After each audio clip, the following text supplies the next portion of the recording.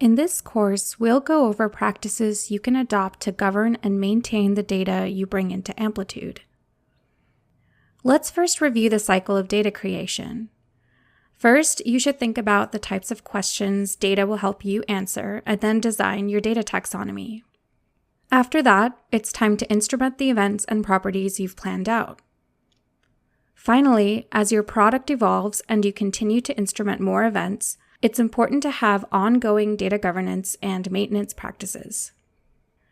The data creation and maintenance cycle might be the responsibility of a central data team in your organization, or each step of the cycle might be owned by people on different teams with different roles.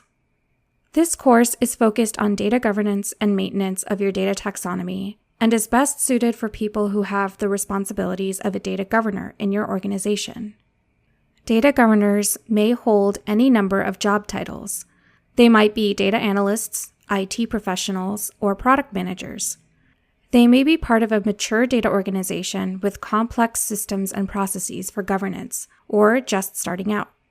Regardless of their job title, Amplitude views data governors as having 3 major areas of ownership.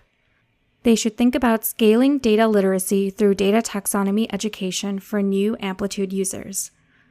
They're usually also involved in setting and enforcing data taxonomy design and instrumentation standards when new features and products launch.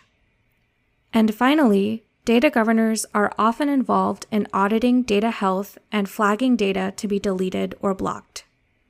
In the rest of this course, we'll look at strategies and steps that will help with each of these 3 areas.